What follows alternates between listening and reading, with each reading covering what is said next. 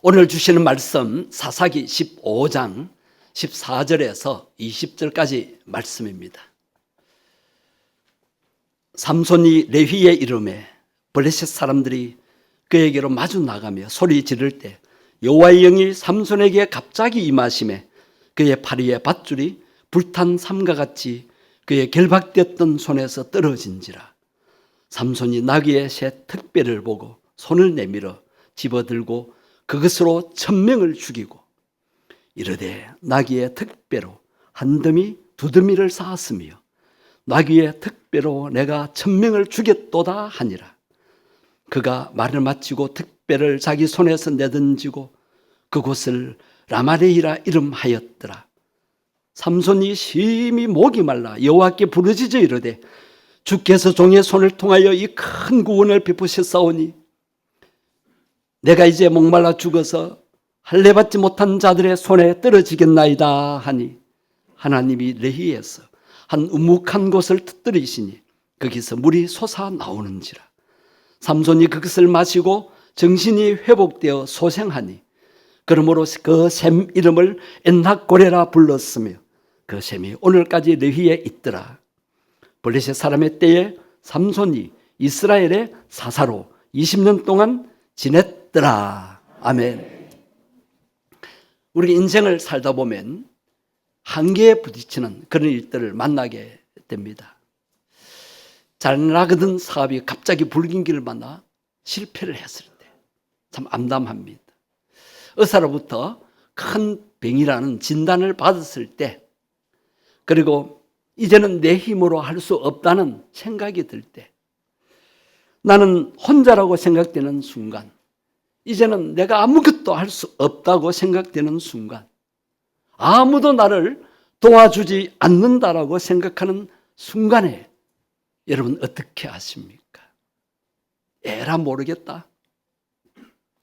그러면서 낙심하고 주저앉게 되는 사람이 있는가 하면 어찌 되겠지라고 생각하며 요행을 바라기도 합니다. 여러분, 이 두 가지 다 하지 마시고 내 인생의 주인 되신 나의 아버지가 되시고 우리의 삶의 모든 것을 아시는 하나님을 의지하시기를 바랍니다. 하나님을 의지하면 그 위기의 순간이 위대한 순간이 될 수 있습니다. 한번 따라서 해보실까요? 위기의 순간이 위대한 순간이 된다. 오늘 말씀에 사사 삼손이 나귀 특배 하나로 몇 명을 죽였다고 했어요? 1000명을 죽였다는 거예요. 여러분 몇 명 죽였어요? 오늘 보면 16절을 한번 보십시오.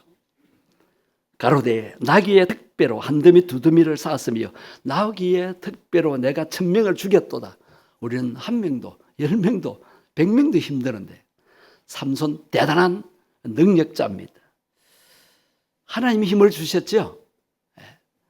나귀 특배로 1000명을 죽이는 대단한 삼손이었지만 그는 심히 목이 말랐다고 했습니다. 아무리 능력이 있고 싸움에서 이겨도 자신의 목마름은 해결할 수가 없는 것입니다. 아니 목이 마르면 샘물을 마시면 되지. 그러나 그 광야 산속에는 샘물이 없었습니다. 죽을 지경입니다. 마실 물이 있어야 합니다. 샘물이 터져야 합니다. 여러분, 우리가 세상을 살면서 아무리 성공하고 재물을 쌓아 놓아도 인생의 목마름은 해결할 수가 없는 것입니다. 인생의 목마름이 해결되도록 우리 인생의 샘물이 터져야 합니다. 그 샘물을 우리가 마셔야 합니다. 은혜의 샘물을 마셔야 하는 것입니다. 자, 오늘 말씀에서 샘물이 언제 터졌나요? 삼손이 하나님 앞에 부르짖을 때였습니다. 오늘 보면 18절 한번 보실까요?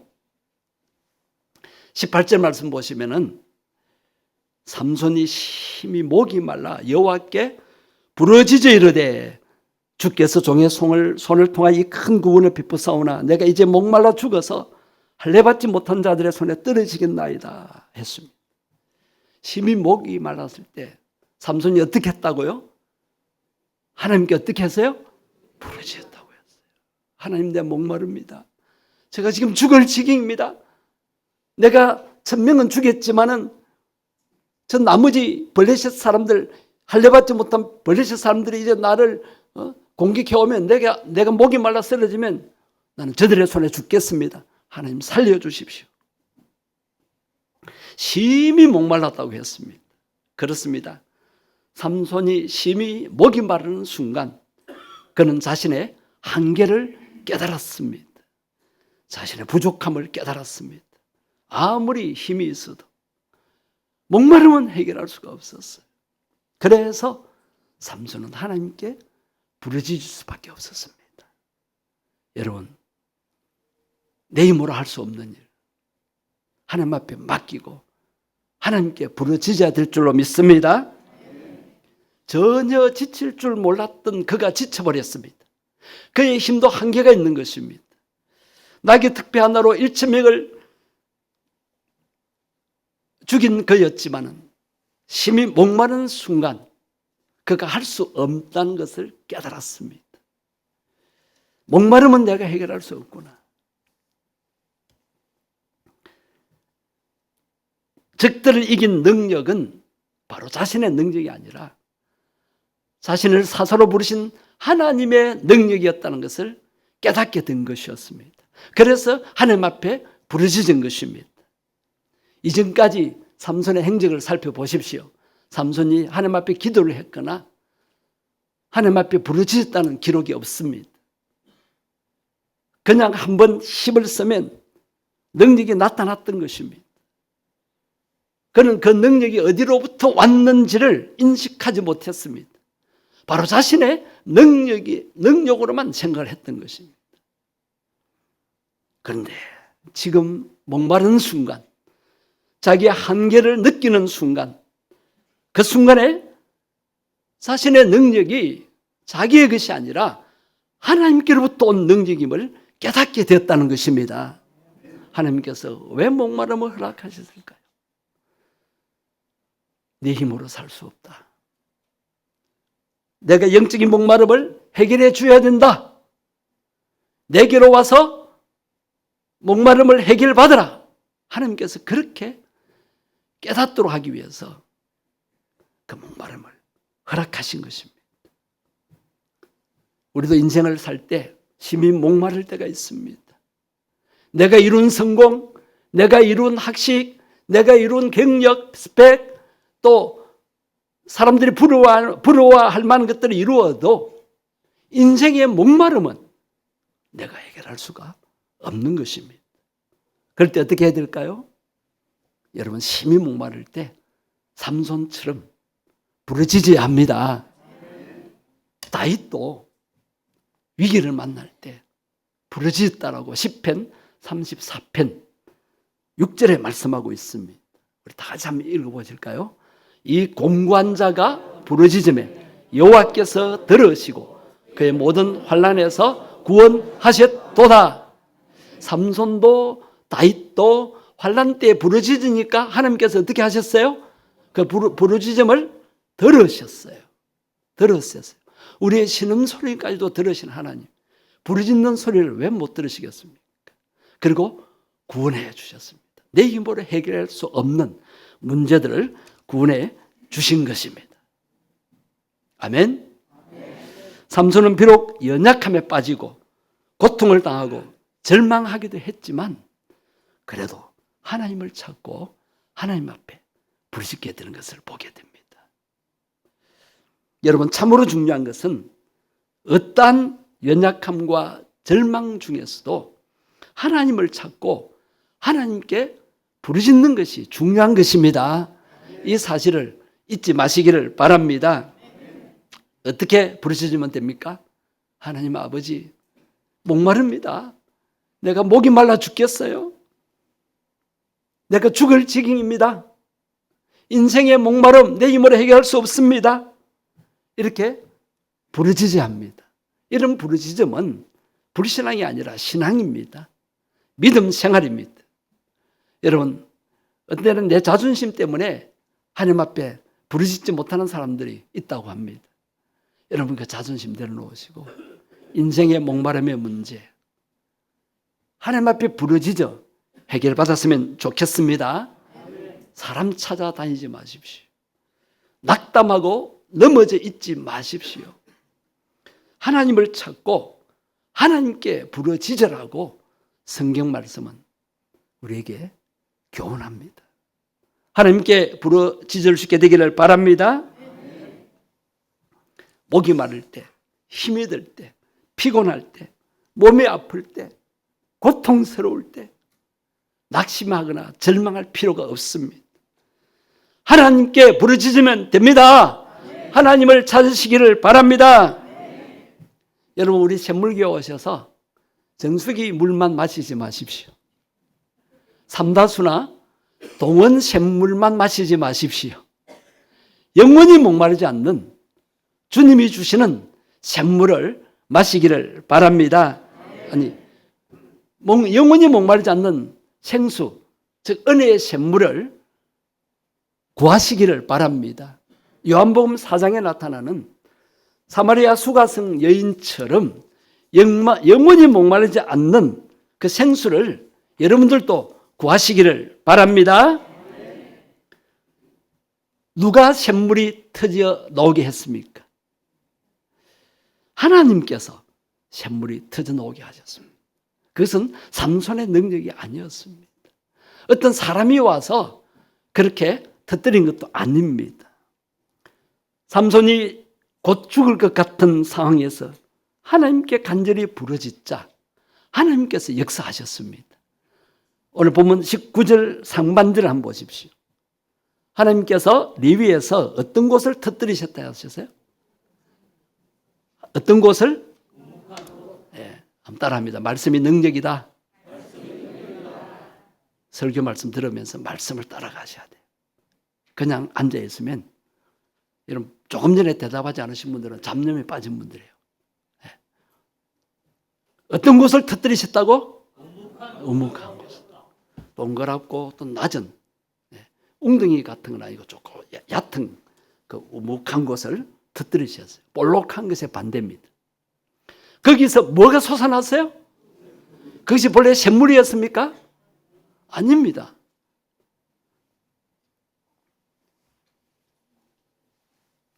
하나님께서 역사하신 것입니다. 광야 산골에는 샘물이 없습니다. 하나님은 있는 것을 없게 하시는 분이십니다.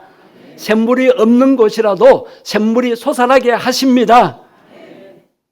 이스라엘 백성들이 광야를 지날 때 마실 물을 구할 수가 없었습니다. 그들이 목이 말라 부르짖을 때 하나님께서 어디에서 샘물이 터져 나오게 하셨습니까? 이것도 모르세요? 네, 이쪽 동네는 지금 또 딴 생각이 잡혀 있습니다. 조금 전에 제 말을 못 들었어요. 하나님께서 어디에서 샘물이 터져 나오게 했어요? 250만 명이 넘는 그 수백만 명을 먹기 위해서 샘물이 어느 정도 터져 나와야 됩니까? 어떻게 터져 나왔을까요? 폭포수처럼. 할렐루야. 폭포수처럼. 실감이 납니까? 믿어집니까? 여러분 이 시간에 폭포수 같은 은혜가 임하기를 바랍니다.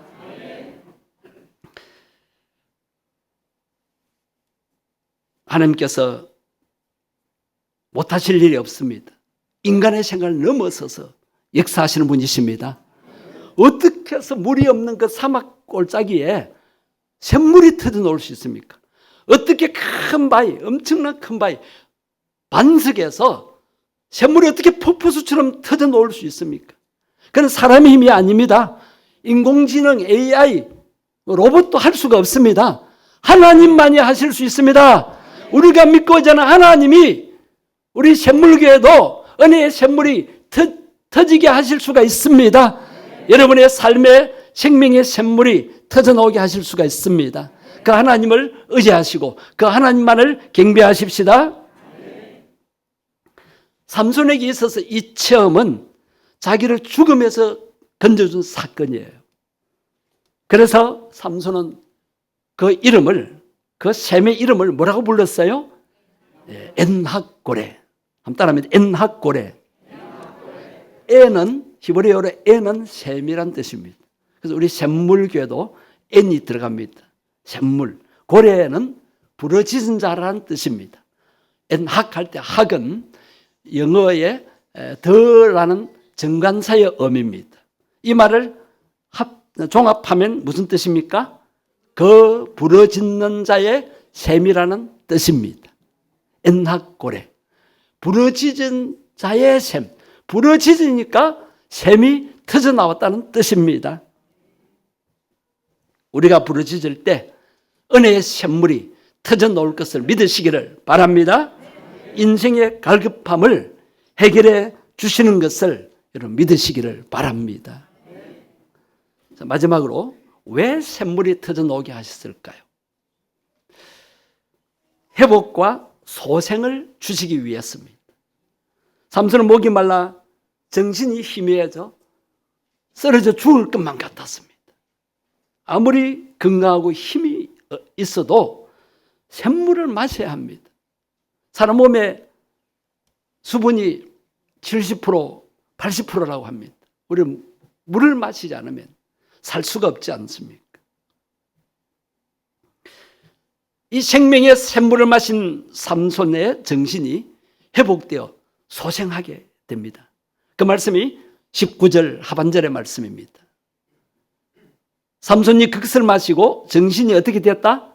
회복되고 또 소생하니. 여러분, 이 예배 시간은 은혜의 샘물, 우리 영혼을 살리는 생명의 샘물을 마시는 시간입니다. 그래서 교회 예배는 엔학고레입니다. 여러분이 부러지실 때에, 여러분이 하나님을 간절히 의지하고 하나님께 기도할 때에 놀라운 생명의 샘물이 솟아나고 터뜨려지는 것입니다. 예배 시간에 그냥 로봇처럼 앉았다 가시지 마시고 인격적으로 하나님을 만나시고 성령의 임재를 체험하시고 성령의 능력을 체험할 수 있게 되기를 바랍니다. 이 엔학고레의 샘물은 회복시켜주는 샘물입니다. 소생케 하는 샘물입니다. 다시 힘을 주고 다시 살아나게 하는 샘물입니다. 삼손이 다시 위대한 사사로서 계속 쓰임 받을 수 있게 하는 샘물이 되었던 것입니다. 그때 물을 마시지 못해서 샘물이 다윗이 쓰러져 죽었다면 어떻게 되었겠습니까? 성도 여러분, 하나님이 주시는 은혜의 샘물을 예배 시간마다 구하시기를 바랍니다. 그래야 회복되고 소생함을 얻고 새 힘을 얻고 당당히 일어설 수가 있는 것입니다. 오늘날 이 시대의 샘물, 우리에게 엔학고레의 샘물은 무엇이겠습니까? 바로 예수님. 그분이 샘물이 되십니다. 예수님이 생수를 주십니다. 성령님이 물같이 역사하십니다. 요한복음 7장 37절 하반절에 보면 누구든지 목마르거든 내게로 와서 마시라. 누구의 말씀입니까?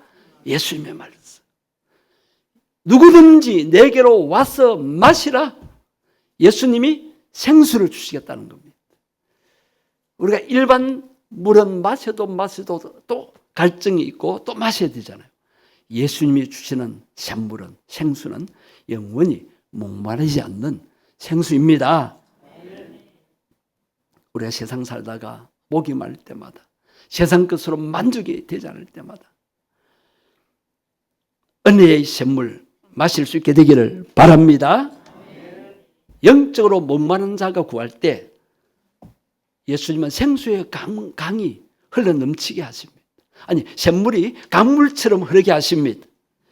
인생의 연약함과 절망에 빠진 자도 예수님 앞으로 놓으면은 영혼을 소생시켜 주시고 인생을 회복시켜 주십니다. 우리 샘물교회는 예수님이 계시는 곳이며 성령님의 임재가 있는 곳입니다. 예수님을 믿어야 구원받지 않습니까? 예수님이 내 인생의 문제를 다 해결해 주시는 분이지 않습니까? 예수님이 왜 나의 인생의 주인이 되십니까? 그분이 내 생명을 살려주셨고, 아무 죄도 없었던 예수님이 내 죄짐을 대신 지시고 십자가에서 처참한 고통을 당하시면서 죽으셨기 때문입니다. 예수님 죽음으로 끝나지 않았어요. 내 인생의 모든 문제, 아픔, 고통, 어떤 문제라도, 어떤 인생의 목마름의 문제라도 예수님이 다 담당하셨습니다. 그래서 그 예수님을 믿으면 예수 이름의 능력으로 다 해결받게 됩니다. 목사님, 저는 교회를 수년 동안 다녀도 해결 못 받고 있는데요, 삼손처럼 기도에 놓으셔서 믿음으로 부르짖어 보시기를 바랍니다. 예배에 참석했다고 그런 샘이 터지는 그런 기적을 체험하기 힘듭니다. 진짜 우리 예배가 예배다 그러면 설교 30분 하고 기도를 한 30분 해야 돼요. 그렇게 할 시간이 없잖아요. 그래서 수요일 밤에 금요일 심야 기도에 놓으셔서 우리도 삼손처럼, 다윗처럼 하나님 앞에 부르짖어서 은혜의 샘이 터지는 경험을 할 수 있게 되기를 바랍니다. 히브리서 12장 2절 상반절의 말씀 보십시오. 믿음의 주요 또 온전케 하시는 이 누구를 바라보자? 세상에 많은 교주들이 있고 많은 종교에 교주들이 있었고 그 종교를 만든 사람들이 있습니다. 우리가 믿고 바라봐야 할 세상 것들이 많습니다. 많은 사람들이 귀신을 바라보고 자기보다 힘 있는 권세들을 바라봅니다. 그런데 예수님을 바라보자는 거예요. 왜 예수님을 바라봐야 됩니까? 그분이 우리를 구원해 주셨을 뿐만 아니라 믿음의 주가 되시기 때문입니다. 우리를 온전하게 하시는 분이시기 때문입니다. 그런데 왜 이단 사이비에 빠진 사람들은 예수님을 바라보지 않고 그 단체의 교주를 바라봅니까? 그 교주가 한 말을 하나님의 말씀 위에 둡니까? 성경 말씀은 무시하고 성경 말씀은 제멋대로 왜곡해서 교주의 말을 옹호하는데 그렇게 사용하고, 왜 하나님 말씀을 가감하고 그렇게 엉터리로 가르칩니까? 예수님만이 믿어야 할 주인이십니다. 예수님만을 믿어야 돼요. 예수님의 십자가에서 우리의 죄를 사해 주시기 위해서 죽으신 분이 누굽니까? 유재열이가 그랬습니까? 박태선이가 그랬습니까? 문선명이 그랬습니까? 그 다음에 놓은 사람이 그랬습니까? 예수님을 믿어야지 왜 엉뚱한 것 따라갑니까? 왜 엉뚱한 사람을 숭배합니까? 에네고레의 샘물의 역사는 주 예수님을 바라볼 때 일어납니다. 주 예수님을 바라볼 때 믿음이 생기고 온전하게 되는 것입니다. 성도님 여러분, 성령의 임재를 경험하시기를 바랍니다. 예배 시간에 그냥 앉아있으면 10분도 안 돼서 여러분의 생각은 외출하고 잡념에 빠지고 졸음에 빠지고 눈이 감깁니다. 이제 봄이 되면 더 할 것입니다. 그래서 예배 시작 전부터 성령의 임재를 경험해야 합니다. 그리고 예배 중에 성령의 충만을 체험해야 합니다. 또 한 가지 엔학고레의 샘물은 하나님의 말씀입니다. 뭐라고요? 말씀입니다. 한번 고백합시다. 말씀이 능력이다. 하나님의 말씀은 진토에 붙은 우리의 영혼을 소생시켜 준다고 하셨습니다. 그 말씀이 이사야 119편 25절의 말씀입니다. 이사야 10편 119편 25절 다 같이 읽어보시겠습니다. 내 영혼이 진토에 붙어 싸우니 주의 말씀대로 나를 살아나게 하소서. 여러분, 하나님의 말씀만이 내 영혼을 살려줄 수가 있는 것입니다. 이스라엘 백성들이 왜 망했고 나라가 망하고 왜 고통의 길로 포로로 잡혀가는 길로 갔습니까? 말씀에 하나님을 의지하지 않았기 때문에. 하나님의 말씀에서 영적인 샘물을 받아 마셔야 하는데 엉뚱한 샘을 팠습니다. 한번 보세요. 예레미야 2장 13절입니다. 내 백성이 두 가지 악을 행하였나니. 자, 두 가지입니다. 꼭 그들이 누구를 버렸다는 거예요? 글이 안 보입니까? 생수의 근원 되시는 하나님을 버리는 거예요. 하나님이 어떤 분이시라고요? 생수의 근원이 되시는 거예요. 예수님이 생수이십니다.